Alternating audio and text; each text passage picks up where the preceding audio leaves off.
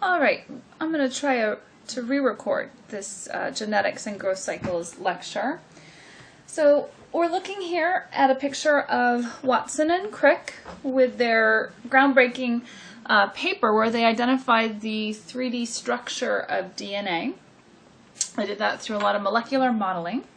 A couple of terms here. An organism's genome. The term genome encompasses all of the genetic material that that organism has, so all of the genetic material in the cell. For a eukaryote, the genome would include the DNA not only in the nucleus, but also the DNA in the mitochondria, and if it's a cell that has a chloroplast, the DNA in the chloroplast. So all that DNA together is the cell's genome. If you're a prokaryote, then your genome is a circular chromosome plus possibly plasmids, if you have plasmids in your nucleoid. And if you're a virus, then your genome is whatever DNA or RNA is inside of the capsid. That would be the organism's genome. The term chromosome. A chromosome is a length of DNA containing genes. And genes are fundamental units of heredity responsible for a given trait. So one chromosome would have multiple genes on it. And each gene encodes one specific protein or one specific RNA molecule. Each gene does. So again, multiple genes on one chromosome, and it's likely multiple chromosomes encompass the genome of one cell. Right? So that's kind of the level system. Now, of course, you know that the genetic information of an organism is carried in DNA. Here they're showing our fungus. You take a cell from the fungus, you isolate out from its nucleus multiple chromosomes here. On each individual chromosome, there would be multiple genes. This was a prokaryote, of course its chromosome would be circular. But rather it's a eukaryotic linear genome or a prokaryotic circular genome. They're both composed of DNA, deoxyribonucleic acid. That's how all genetic information is stored in life forms on the planet. Of course, some viruses have RNA instead, but are they alive or not? All right, the amount of DNA varies dramatically from organism to organism. Human cells have about 31,000 genes. If you were to take all of the DNA in one human cell and stretch it out, so it was one long linear piece, the DNA in one cell would be 6 feet long. That's an incredibly long string of DNA inside of each individual human cell, about 31,000 genes worth. E. coli has about 4,000 genes. So if you think about that, we have not even 10 times the amount of DNA as E. coli. A virus carries somewhere between 1 and 10 genes in its genome. Now, the DNA double helix, of course you're aware that DNA is a double helix, 2 individual strands here that are coiled into this double helix structure. We're going to talk more about this double helix. You see 3 different views here, a ribbon structure, the molecular structure, and then this is a space fill model. You can see the double helix there. We're going to talk about the structure of DNA, but before we do, I want to pull it apart and look at each individual strand, and then we'll come back and look at how the double helix is formed together. So the strands up close. Each individual strand, single strand of DNA, is composed of building blocks we call nucleotides. So nucleotide here, here's one nucleotide. Okay. This strand of DNA is composed of 4 nucleotides. Here's 1, here's 2, here's 3, here's 4. Notice that each nucleotide contains a phosphate group, a sugar group, and a nitrogenous base. Okay. Those 3 components go together to form one nucleotide. Now this sugar group can either be ribose, and then we would call it a ribonucleic acid, or it can be deoxyribose, as it is here, and then we would call it a deoxyribonucleic acid. So that's what makes the difference between DNA and RNA, is whether or not there's a an extra group on that sugar. So this happens to be deoxyribose, so it's forming DNA. Let me say that more clearly. So each nucleotide has a phosphate group, a sugar, either ribose or deoxyribose, and a nitrogenous base, all connected together to form the nucleotide. The nucleotides are bound one to another through the sugar group of one nucleotide to the phosphate group of the next. So that winds up giving you this phosphate, sugar, phosphate, sugar, phosphate, sugar, phosphate, sugar backbone, where you have alternating phosphate and sugar groups because of how the nucleotides are attached together. For that reason, every strand of DNA has a sidedness to it. Every strand, one end has a free phosphate group. We call that the 5' end of the molecule. And at the other end is the free sugar group. We call that the 3' end. Every strand of DNA does have this sidedness. There's a free phosphate on one side, that's the 5' end. There's a free sugar group on the other side, that's the 3' end. Now, of course, nitrogenous bases here, they hang off the side in this structure as nucleotides are connected together. They're hanging off on the side. There are 4 possible nitrogenous bases for DNA nucleotides. It's either thymine, adenine, cytosine, or guanine. Those are the 4 possibilities for nitrogenous bases on DNA nucleotides. So that's one strand. Let's put the 2 strands together to form the double helix here. When 2 strands come together, there are a couple of interesting things. First, those 2 strands are antiparallel. Antiparallel means that the 5' end of one strand is next to the 3' end of the other strand. So here's the free phosphate for that one, here's the free sugar for that one. And of course on the other side here is the free phosphate, the 5' end is next to the 3' end of this strand. So they run anti-parallel to one another, sort of in opposite orientations, right? So that's called anti-parallel. The 5' end of one strand lines up with the 3' end of the other strand. The nitrogenous bases actually bind together, and they bind through a predictable pattern through what we call complementary base pairing, where A always binds to T and C always binds to G. They always bind that way. That's complementary base pairing.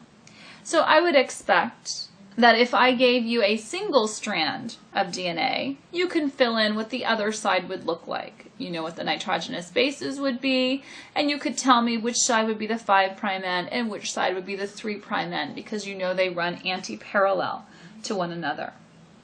Now in DNA, what actually holds the genetic information is the order of nitrogenous bases. Right? That's what actually holds the information. Just like we have letters in our alphabet, and how you arrange those letters creates different words. For DNA, there's 4 letters here, 4 nitrogenous bases, and it's how you order those letters, those bases, and how long it is that controls the information.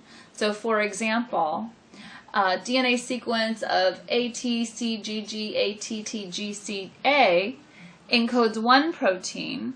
A different protein would be GGCTAAGCT, right? 2 different proteins, and it's the same nitrogenous bases, it's just in different orders and different lengths. Now, from the time that Watson and Crick first proposed the structure of DNA, they also proposed a model for how DNA replication would occur. And they called this a semi-conservative model, and in fact, evidence proves that they are right. DNA replication is semi-conservative, and semi-conservative means that each chromosome during replication, each of the new chromosomes will wind up with one new strand of DNA and one old strand. So for example, here you're seeing the parental strand here in blue. It's anti-parallel, notice, 3' end here, 5' end there, 3 here, 5 there, so it is anti-parallel. You could draw little lines in between indicating that it is also complementary base paired. Well, during replication, what's going to happen is the two strands of this parental molecule will get pulled apart, and each one will be copied. And that's going to create these two daughter strands.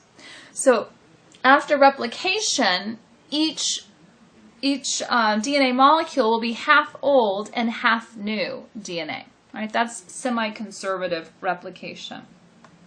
Another picture showing this same idea here. Semi-conservative replication, here you have complementary base paired anti-parallel DNA. During replication, the two strands will get pulled apart. And then you're going to have replication of both sides at the same time. Here you see replication occurring. Here you see replication occurring on the other side. And by the time it's done, you're going to wind up with two daughter strands. And each one will be half old in blue and half new DNA in red. And of course, they will be anti-parallel by the time this replication process is done.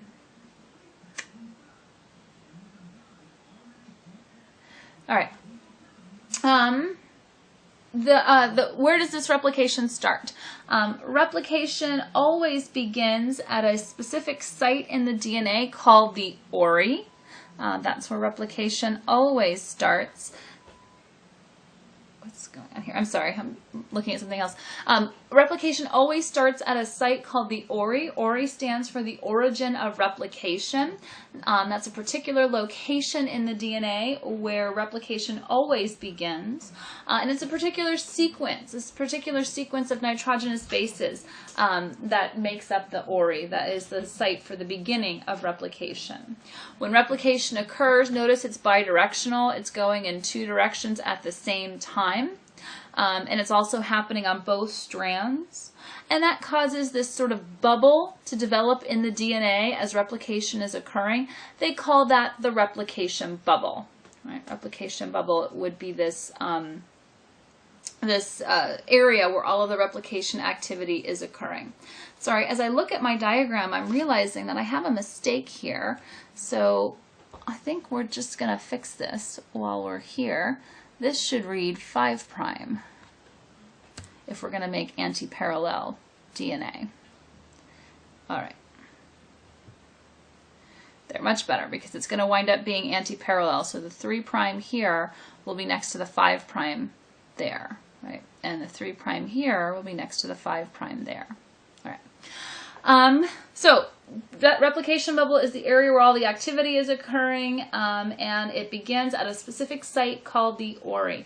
Now, what is the enzyme that does this duty? They're showing in yellow here. What is this enzyme that does the actual copying?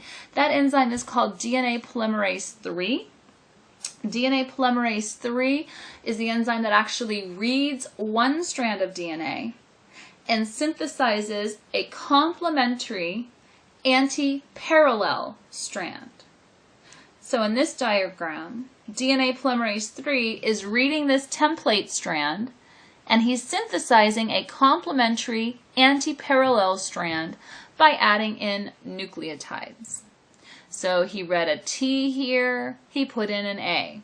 Base pair rules.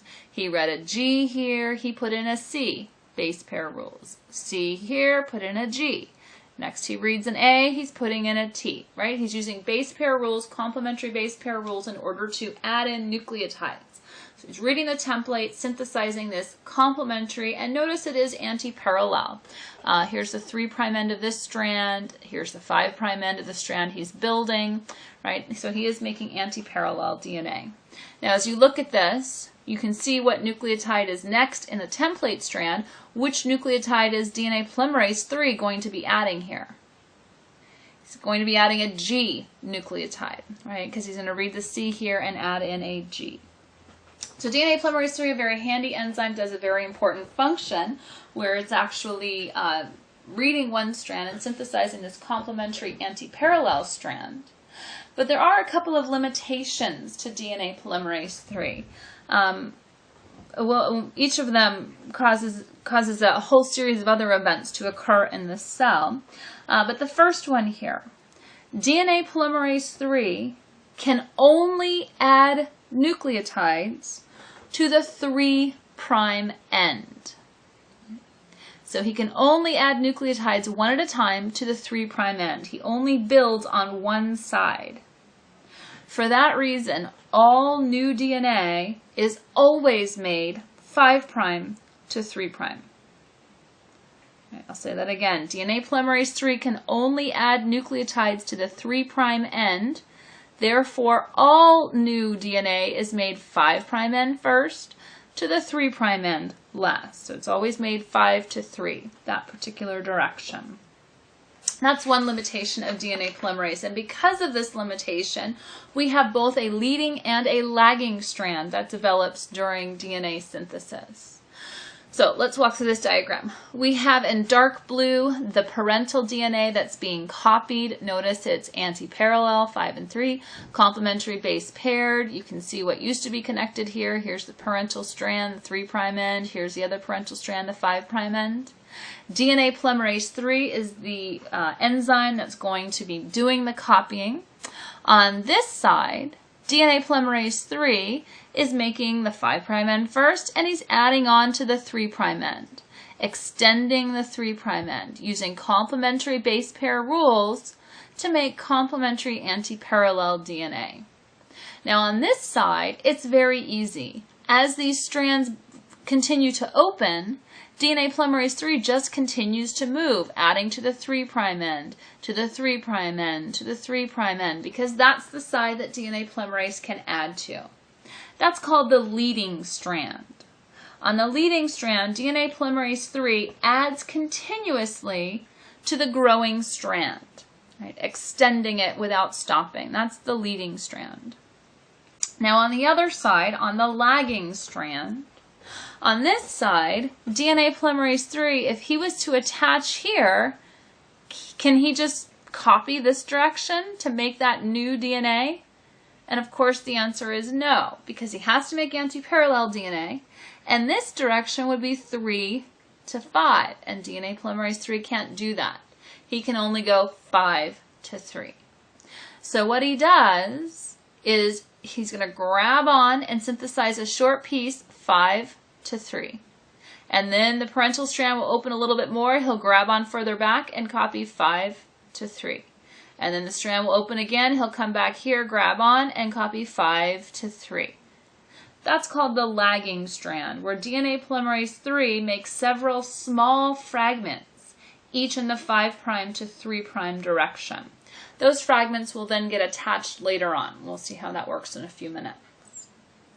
So because DNA polymerase III can only go one direction, right? He can only add to the 3' end of a growing strand, you end up with this leading and lagging strand phenomenon, where on one side he can continuously add to the 3' end, and as the strand opens, add to the 3, add to the 3, add to the 3, add to the 3, no problem. That's the leading strand. On the other side, however, he has to grab on and do a short segment, 5 to 3, grab on again, do a short segment, 5 to 3, grab on again, short segment, 5 to 3. That's the lagging strand. Each of those individual fragments that DNA polymerase III makes on the lagging strand are called Okazaki fragments, after the person who identified them. So these are Okazaki fragments that DNA polymerase III makes on the lagging strand. Okay. So that's the first limitation of DNA polymerase III, the fact that he can only synthesize in the 5' to 3' direction. The second limitation to DNA polymerase III is that he cannot initiate DNA synthesis on his own. He must have an RNA primer to attach to.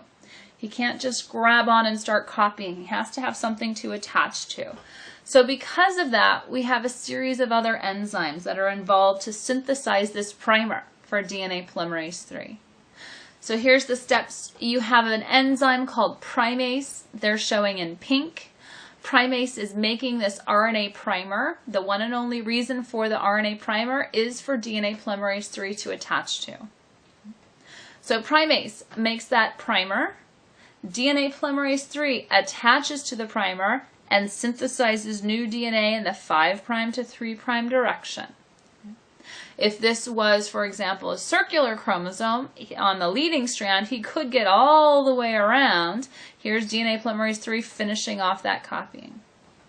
Now, as you can imagine, you can't just leave little bits of RNA in your genome. That has to be gotten rid of. You have to put in DNA instead. That's where the next enzyme comes into play. This is DNA polymerase I.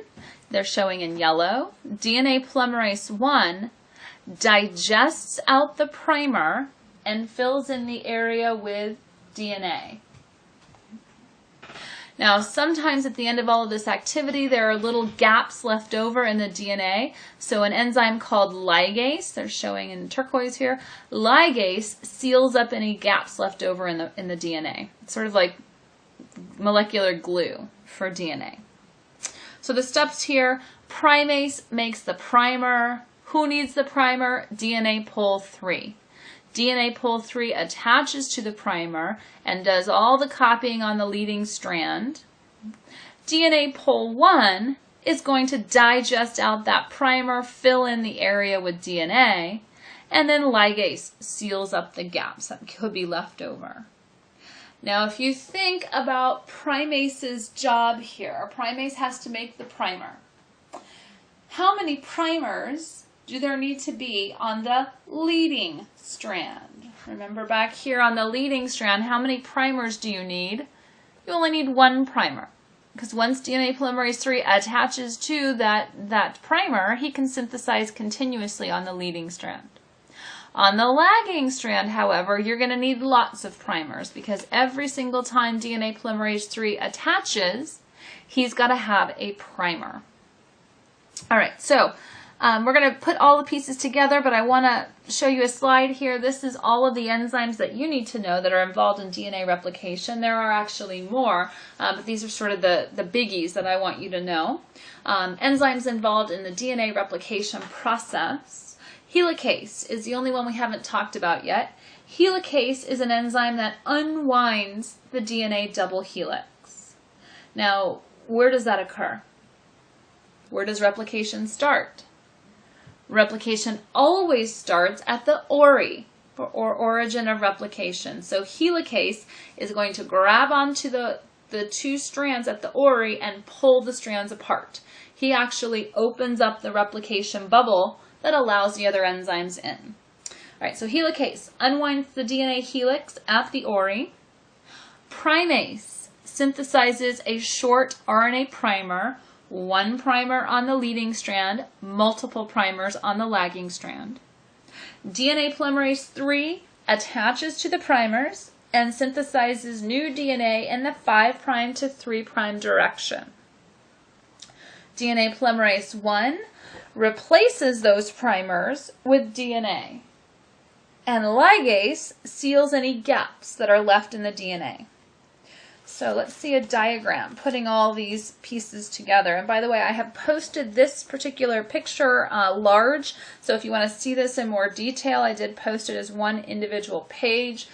This is a picture from a different textbook, but I've always thought that it was really presented well in this picture, so that's why I'm using it. All right, so here we have the original parental strand is in dark blue. Notice it's anti-parallel, 5 and 3, right? Here's the 3' end of this bottom strand. Here's the 5' end of that bottom strand. Behind this box would be the 3' end of the original parent strand. All right, so you notice it's also complementary base paired. So first enzyme in is helicase.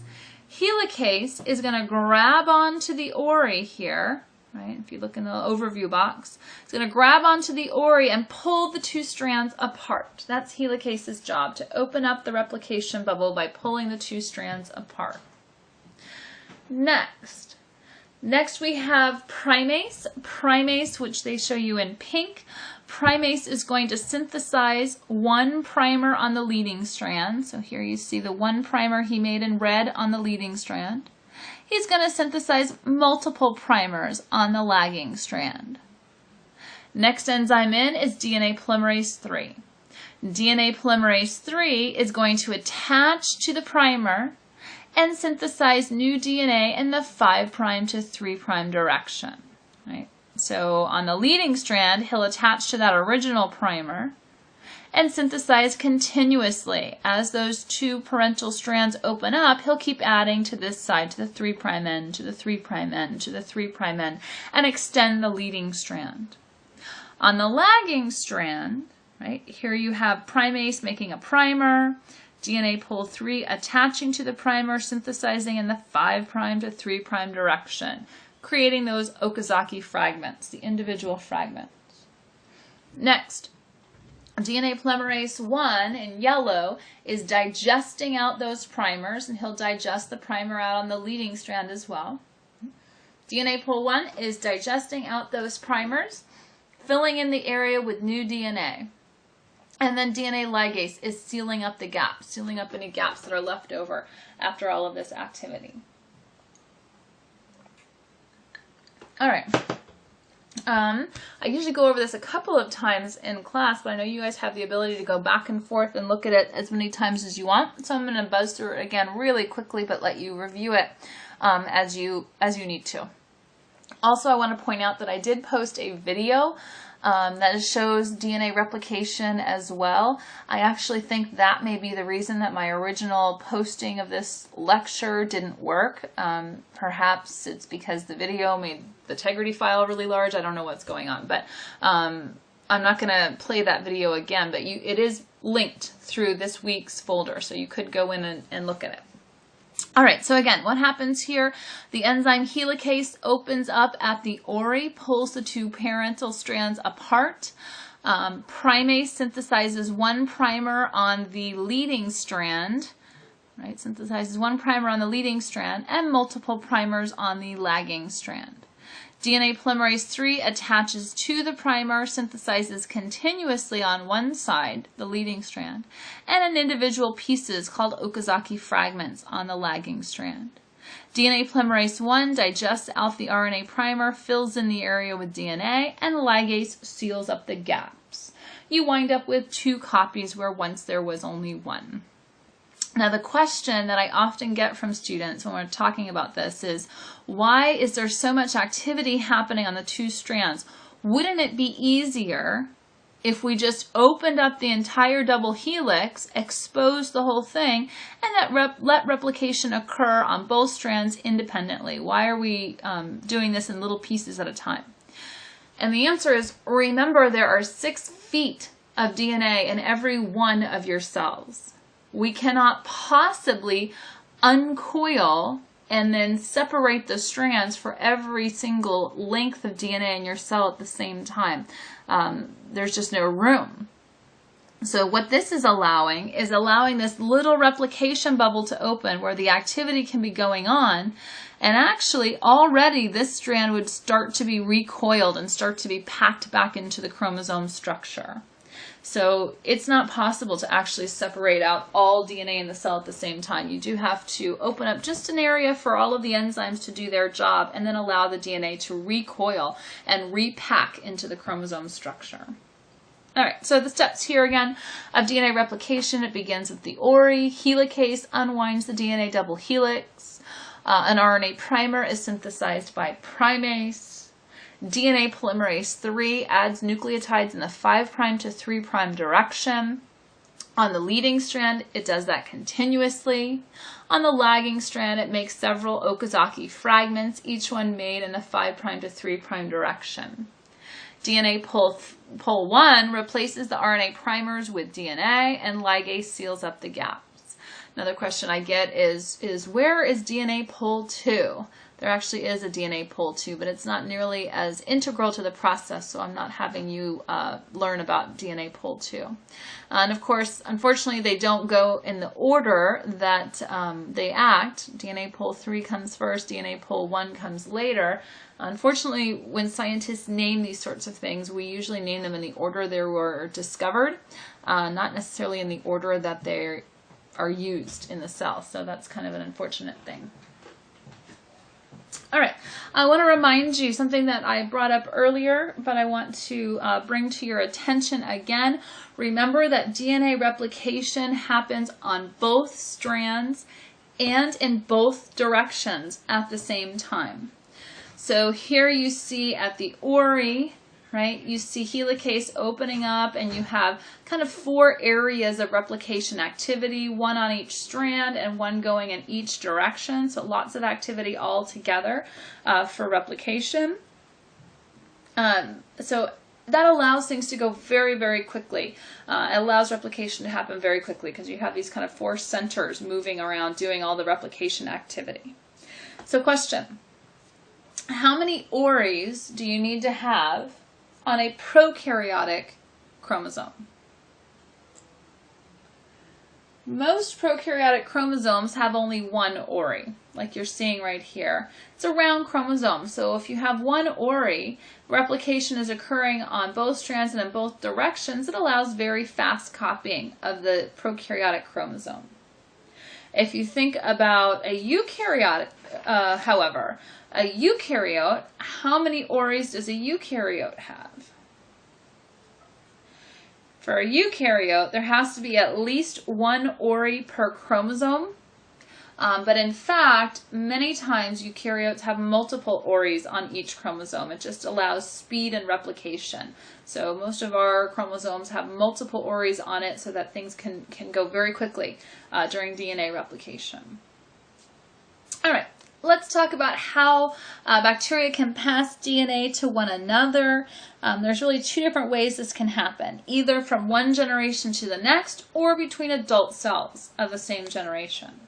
So from one generation to the next, this is asexual reproduction. The particular kind of asexual reproduction that bacteria do is called binary fission.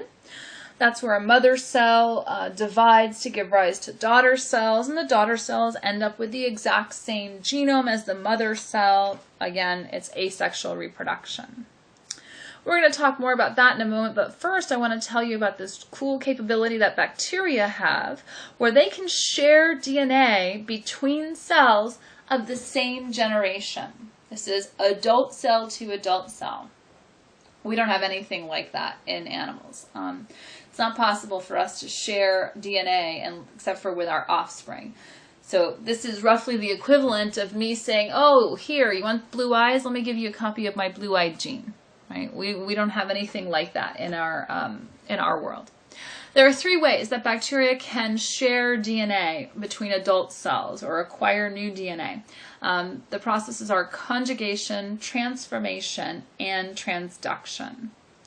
Let's look at how this works. All right, so conjugation. Conjugation we've actually talked about already. Conjugation requires the attachment of 2 related species and the formation of a pilus that transports the DNA.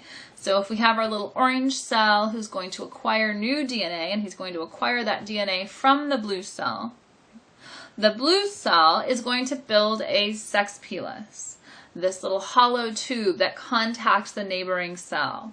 And he can send a copy of his DNA or a portion of his DNA through the sex pilus to the other cell. Right? You're familiar with that one. That's conjugation, the ability to transfer DNA through a sex pilus. Another way that bacteria can get DNA from their environment is called transformation. Transformation is the uptake of naked DNA. Right? Naked means not inside of a cell. So here's our little orange cell, and of course he is living in an environment with lots of DNA all around him. And in fact, we are all living in an environment with lots of pieces of DNA all around us. Every cell that's on the planet, when that cell dies and it sort of explodes, its cell membrane bursts, it releases little pieces of its DNA out into the environment. So there's DNA floating around in the air, and it's in the water, and it's in the soil. We're all living in sort of this milieu of random pieces of DNA out there in the environment. Well, occasionally a bacterial cell will simply pull in one of those pieces of DNA that's out in its environment. We call that transformation, the uptake of naked DNA, because it's not inside of a cell. Now, this is a relatively rare event. As you can imagine, the cell wall precludes the ability of bacteria to just take in random bits of DNA from their environment. But there are things that can be done to increase the likelihood of transformation. It's not a very efficient process, doesn't happen very commonly, but there are things that we can do to encourage transformation.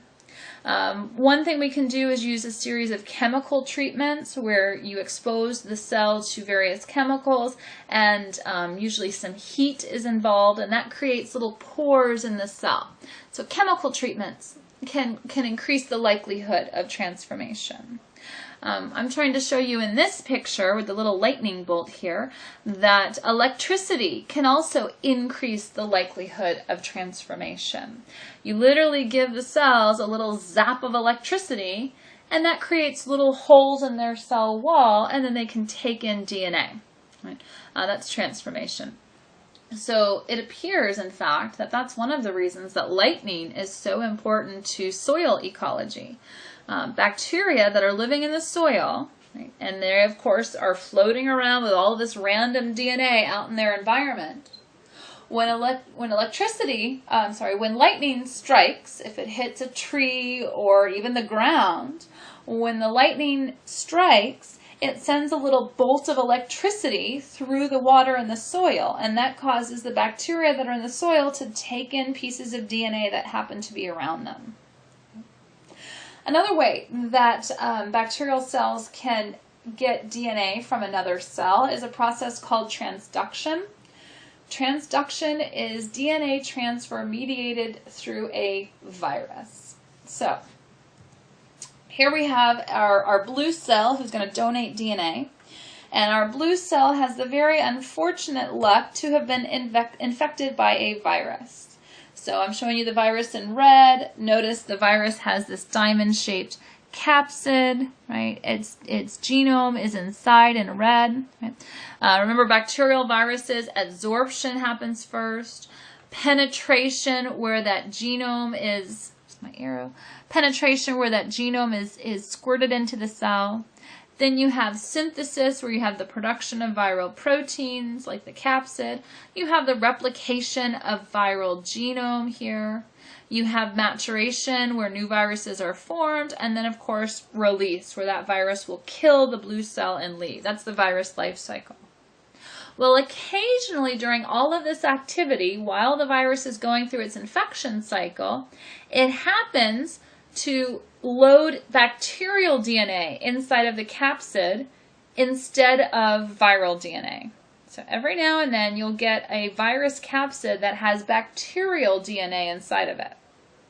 Well, when that virus bursts out of the cell, here it is with its bacterial DNA inside of it instead of virus. Now, here's our orange cell. When this virus adsorbs, attaches to our host cell, it's going to squirt bacterial DNA into our orange cell. So basically, the virus just moved DNA from the blue cell into the orange cell, transferring it over. That's called transduction. Now, a couple of questions. Is our blue cell going to survive? And the answer is no. Our blue cell is toast. He was infected by a virus, right, with viral DNA, went through its life cycle. Those new viruses are bursting out of the cell. He's toast. He's done. What about our orange cell? Is he going to survive? And the answer is yes. The orange cell is the very lucky cell that he happened to be infected by a virus who squirted bacterial DNA into him instead of viral DNA. So he lucked out here. Right? That's called transduction, where a virus mediates the transfer of DNA from one cell to another. Now we're here talking about this transfer. Do bacteria want to get DNA from their environment and from other cells? Does that orange cell want to get other DNA? And the answer is absolutely. It is always worth getting DNA from other locations. Sometimes the orange cell would acquire DNA that doesn't do anything to help it. Doesn't help it, doesn't hurt it, no harm, no foul. But sometimes you happen to get DNA that is truly useful. For example, you may get a gene that allows you to digest some new sugar, right? Make more ATP. Or you may get a gene that allows you to survive in an antibiotic, right? new gene that could be helpful. So cells always want to acquire new DNA, right? It's an evolutionary advantage. Sometimes it doesn't do anything to help you, but sometimes it could be very useful. So they always want to acquire new DNA. So these are the three ways that bacteria can transfer DNA between adult cells. What about from one generation to another? Right? Before we do that, I want to mention the term growth. In microbiology, we use the term growth a little bit differently than they do in other areas of biology. Unlike multicellular organisms, for most microbes, when we talk about growth, we're talking about an increase in the number of cells, not the size of individual cells. If I said the elephant grew, you think about a little baby elephant that's getting bigger and grew into a great big adult elephant. But if I say the bacteria grew, I'm talking about an increase in the number of cells, not the size of cells. So growth in microbial terms is talking about population size. The population is growing. The process whereby bacteria grow is called binary fission, and binary fission is an asexual process, an asexual reproduction process. So here is binary fission, growth of microbial cells, particularly bacterial cells here is really what I should have. So here we have our mother cell. Right? Our mother cell, here, the genome is in pink here.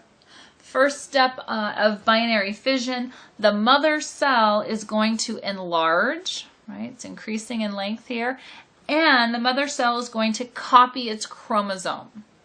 Now, if we zeroed in on the copying of the chromosome, we're going to see helicase opening up the strands. We're going to see primase making the primers, DNA polymerase 3, DNA polymerase 1, ligase. All of that activity is happening here in this replication of the genome. All right, so our mother cell first enlarges in size and copies the chromosome. Both copies of the chromosome are attached to the cell membrane, and they are pulled apart, pulled to separate ends of the cell. New cell wall material is built right down the center of the mother cell, and that releases two identical daughter cells. Right? That's binary fission. Very simplistic process. In fact, it's sort of a breath of fresh air after something like mitosis, if you've learned mitosis, where you have lining up of chromosomes and all those sorts of things. This is much more simplistic. So again, mother cell increases in size, copies the chromosome. Two copies are attached to the cell membrane and pulled towards opposite sides of the cell. And then new cell wall material is built right down the center of the cell, creating two identical daughter cells. Now, the length of time that it takes for this whole process, the length of time for one cell to become two cells, is called the doubling time. So the doubling time is the time required for one round of binary fission, or the time required for one cell to become two. That's the doubling time. Now, the doubling time varies significantly from one species to another, and according to environmental conditions. So sometimes it's a very short doubling time. E. coli, for example, can double in about 20 minutes in optimum conditions. Other cells are very, very slow. Like Mycobacterium leprae has a very long doubling time. It can take weeks for one cell to become two, so it grows incredibly slowly. So doubling time varies significantly according to species and also conditions. But because of this ability for one cell to become two relatively quickly, bacteria exhibit a huge ability to grow very quickly. So, for example, if we think about an organism who has maybe a doubling time of 10 minutes, right? Here you have one cell, and 10 minutes later, you'd have two cells. And 10 minutes later, you'd have 4 cells. And 10 minutes later, you'd have 8 cells. And 10 more minutes, 16 cells. And then 32. And then 64. And then on and on and on it goes.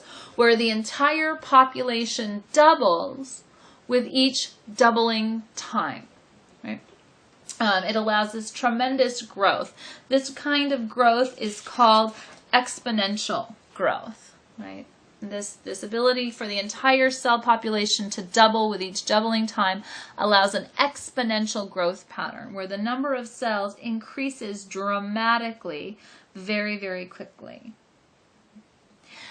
In fact, I want to do a little exercise here, a question that shows up on standardized tests very commonly, and I want you guys to have the opportunity to contemplate it and try a question like this. I guarantee that on your next exam there will be a question just like this one, so spend a couple minutes thinking about it and coming up with your answer. All right, here's the question. If we have 15 E. coli cells, and E. coli has a doubling time of 20 minutes, how many cells would there be in 2 hours? I'll say it again. If we have 15 E. coli cells, and E. coli has a doubling time of 20 minutes, how many E. coli cells would you have in 2 hours? I'm going to let you guys work that out. I did post the answer in this week's folder, so you can check your answer. But definitely try this, as easy as it sounds. Every semester I have a whole group of students who miss this question on the test. So you want to make sure that you do practice this and understand how to figure this out. All right, so if bacteria are capable of such immense growth so quickly, going from one cell to thousands to hundreds of thousands to millions of cells very, very quickly because of this exponential growth pattern, why is it that we're not swimming in E. coli right now?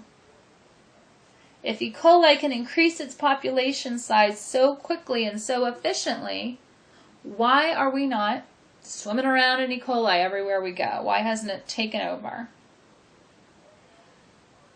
Well, hopefully you're contemplating that the culture can only grow this quickly if it has plenty of nutrients. And in fact, most organisms don't live in that kind of an open system. Most organisms live in a closed system. And in a closed system, we see a very predictable pattern of growth. So let's look at what happens if we put new cells into a brand new environment and see what kind of growth pattern they exhibit. And what we find is that bacteria put into a closed environment exhibit this very, very common structure, this growth curve, where we see this progression through different phases. Now, what is this closed culture? What is this closed environment? It could be anything. A closed environment could be one test tube, or a closed environment could be one human body during an infection, or a closed environment could be one soil sample, right? Any of those things would be a closed environment. Closed meaning that you don't have constant new nutrients entering, right? It's a closed environment. All right, so what happens here? We're going to start out at time 0. At time 0, we're inoculating our culture tube. In this case, we'll use a culture tube as our closed environment. So you're putting the bacteria into the tube, right? At time 0. And at first, what happens here, and if you look at our chart, on the x-axis, this is time, and on the y-axis, this is the number of cells, right? That's the log of the number of cells. All right, so first off, we have bacteria inoculated into the new tube here at time 0. First thing that happens is that bacteria go through what we call a lag phase. In the lag phase, cells are adjusting to their environment. What does that mean? It means that they're sensing what nutrients are available. They're starting to produce the right enzymes to digest those nutrients, right? They're adjusting to their environment by creating the enzymes they need to survive in that environment. That's what's happening in lag phase. And if you look at lag phase, you can see there is a slow increase in cell number during that lag phase time. Now, bacteria are going to enter into exponential phase. In exponential phase, they have completely adjusted to their environment, and the cell number is doubling with each doubling time. This is showing that huge increase in growth, that exponential growth pattern that we were talking about before. That's this exponential phase. So after they've adjusted in lag phase, they enter into huge growth during the exponential phase. Now eventually, what's going to happen to end all of this activity, or at least to slow them down, is they're going to run out of nutrients. So here they're running out of nutrients and they're entering into stationary phase. In stationary phase, the death rate is equal to the growth rate. So what you're seeing is the overall cell number is staying constant in stationary phase because the death rate equals the growth rate. Now eventually what's going to happen is the cells will enter into the last phase here called the death phase. In the death phase, the death rate is faster than the growth rate, so the overall cell number is dropping during the death phase. Now, what causes the bacteria to move from stationary phase into death phase? Generally, that's because of the buildup of toxins. So right in this area here, we have the buildup of toxins is causing the bacteria to enter into death phase. The overall culture is dying. If you can imagine, if I was to put you into a big glass container and you had offspring in that container and they had offspring in that container, even if you had a whole bunch of food to survive, your waste products are going to build up and eventually that's not going to make you happy. And the same is true for the bacteria. As waste products build up and accumulate in their medium, it eventually causes the cells to die. So again, we see this very predictable pattern of growth when you put bacteria into a new closed environment where they go through lag, exponential, stationary, and then death phase. So how can we measure growth of bacterial cells? Now we've done this subjectively already. For example, if you look at the two tubes here, tube on the left, tube on the right, which one has bacterial growth? Obviously the tube on the right, and you're figuring that out via turbidity or cloudiness. Well, it turns out there is a machine that can quantitate turbidity. This machine is called the spectrophotometer, spectrophotometer. So it's spectrophotometer,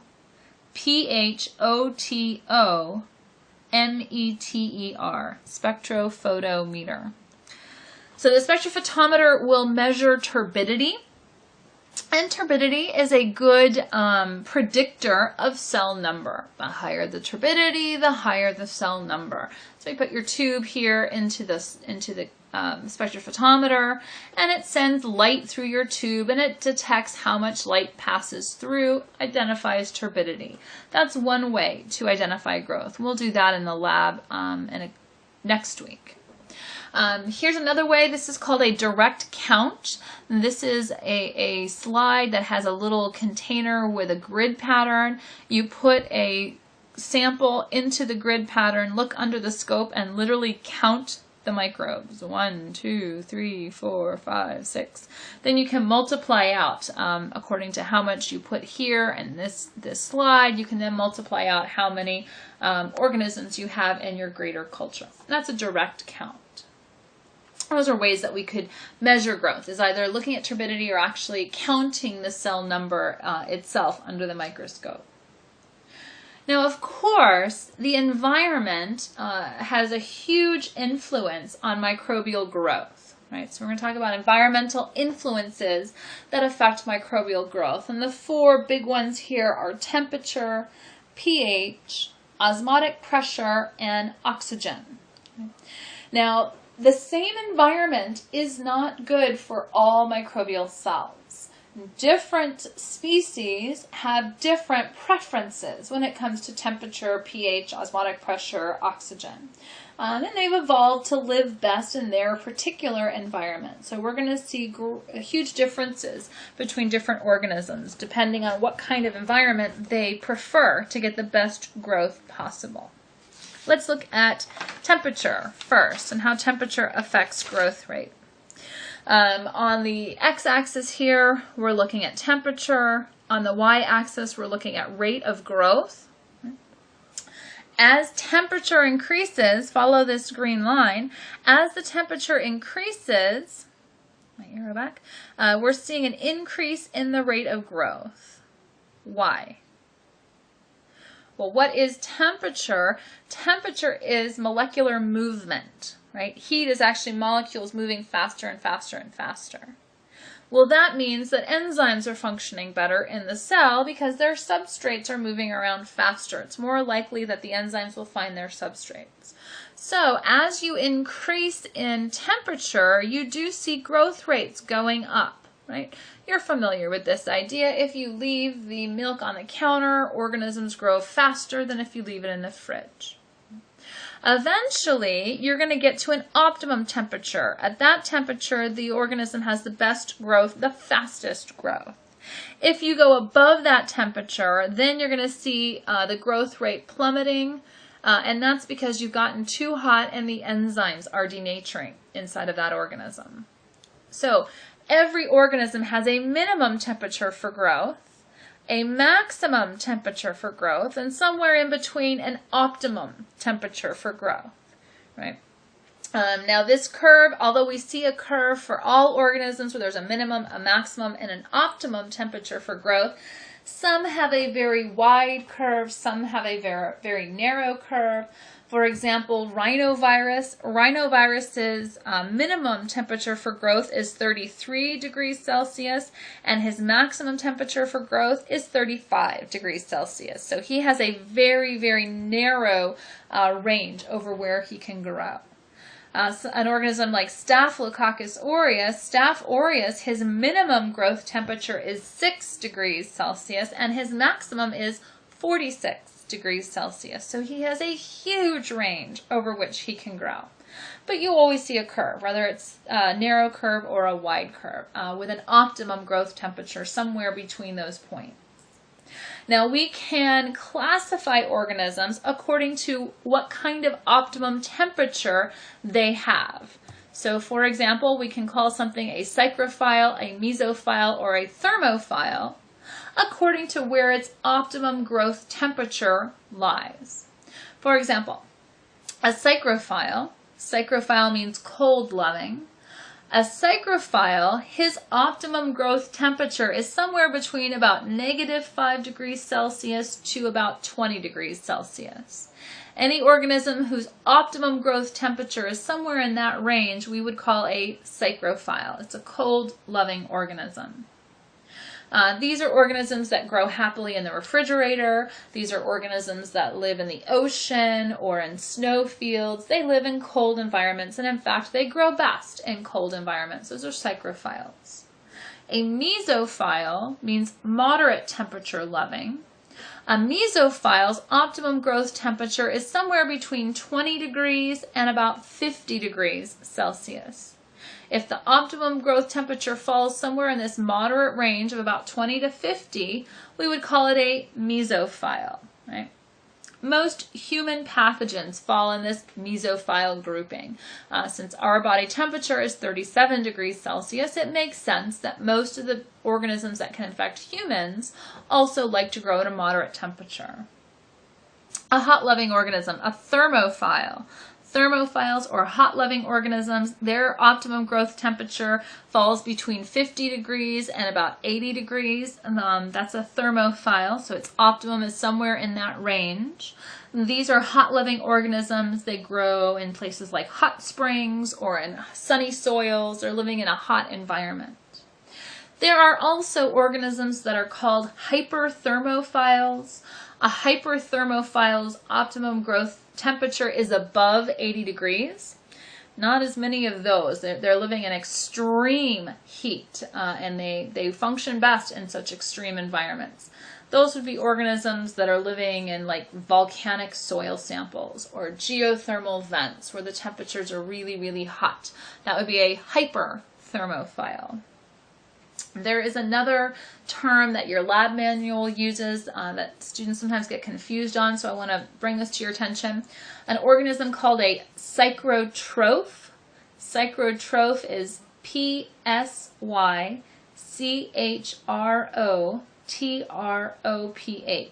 Right? A psychrotroph.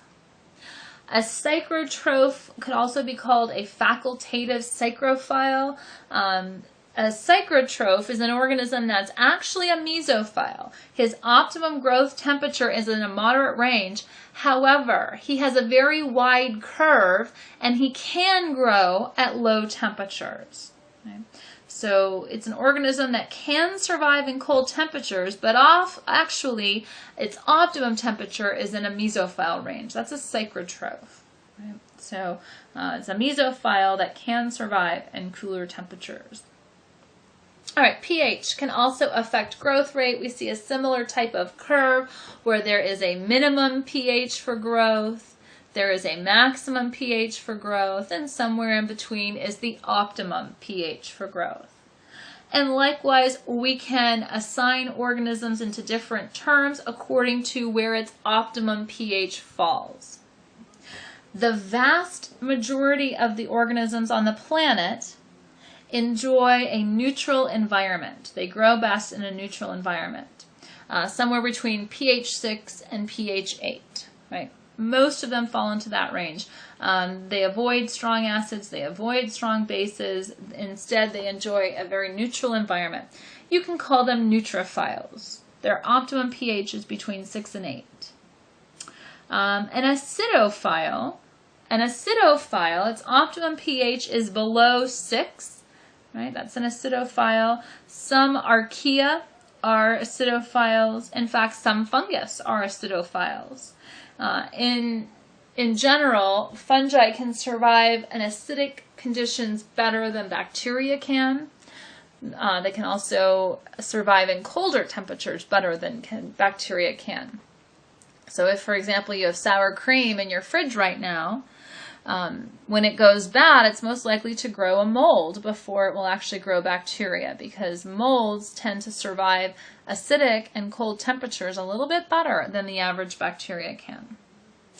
On the other side of things, those organisms that prefer a more basic environment or alkaline environment are called alkalinophiles. Their optimum pH is above 8. That would be an alkalinophile.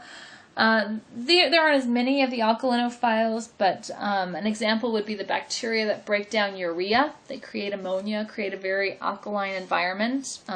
Those would be alkalinophiles. Osmotic pressure.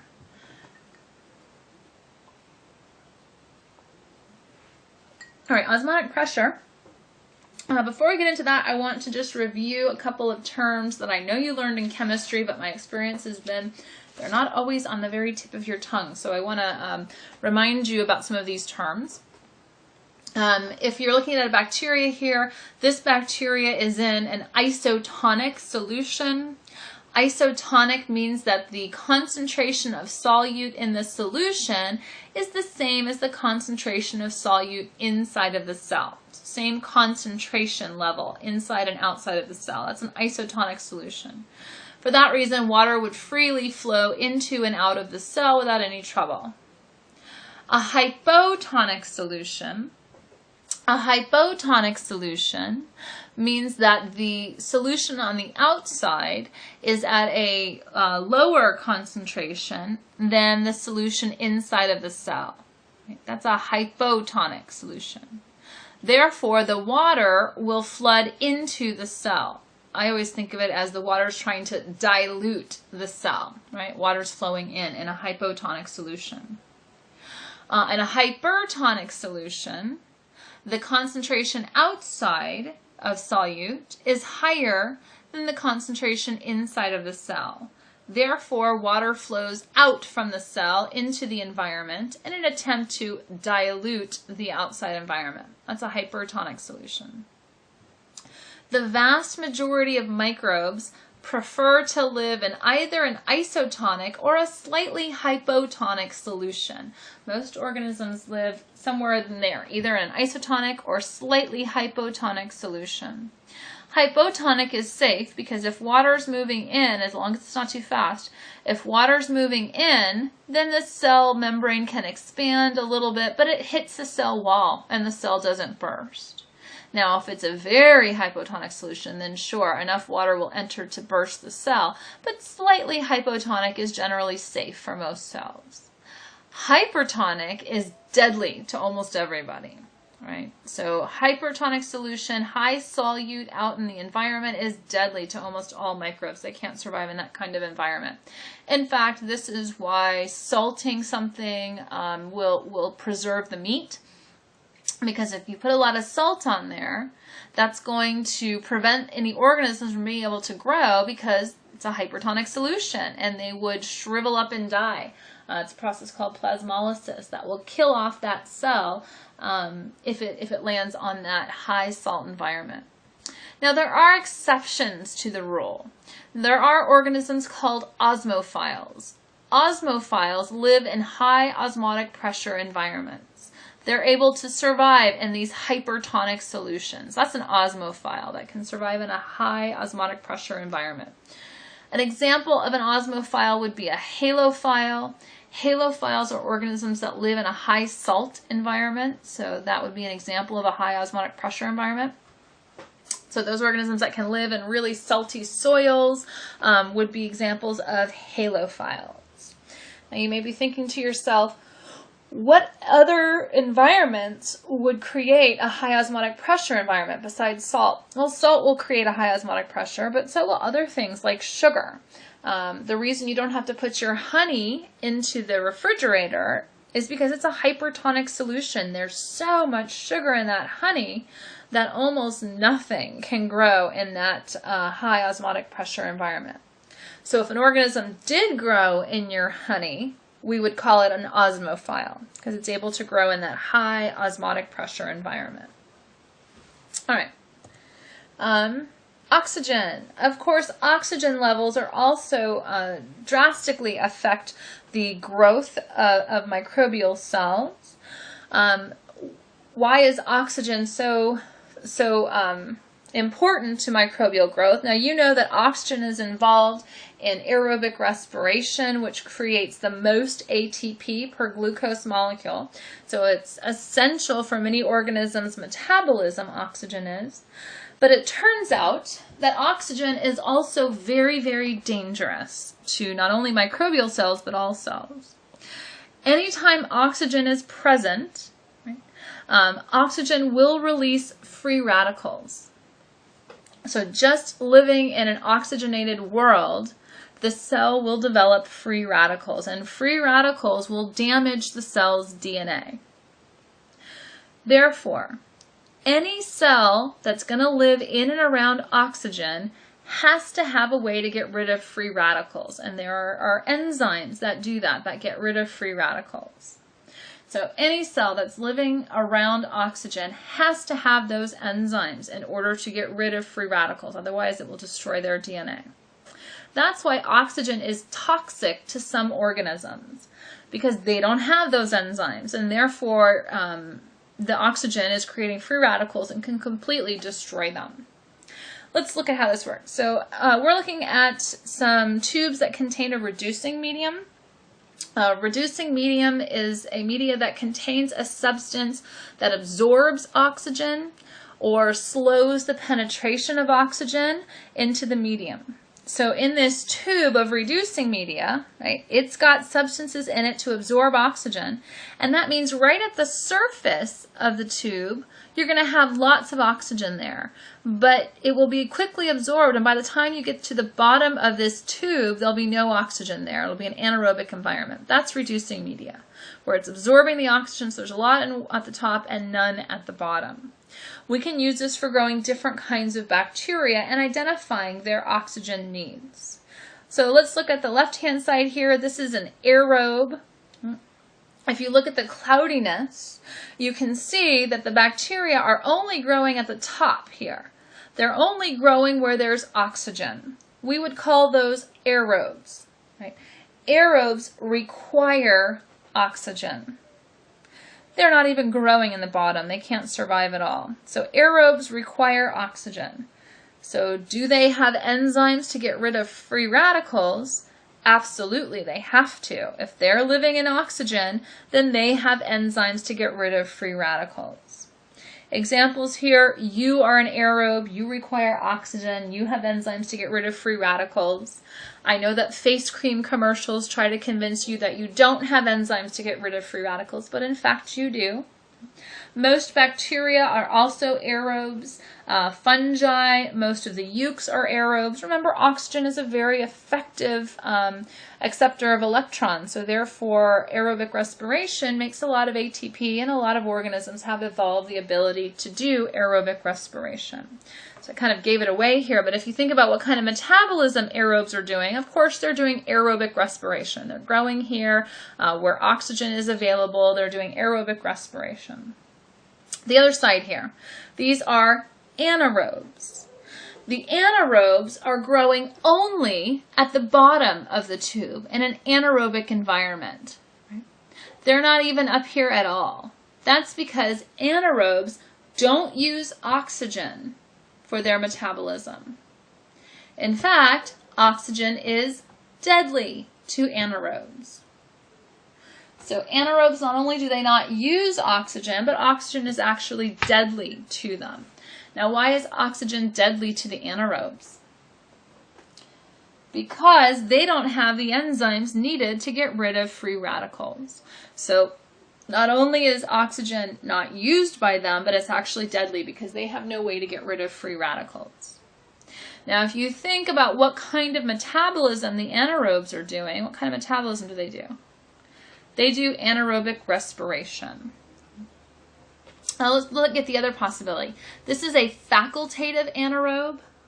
A facultative anaerobe doesn't require oxygen, but can use oxygen.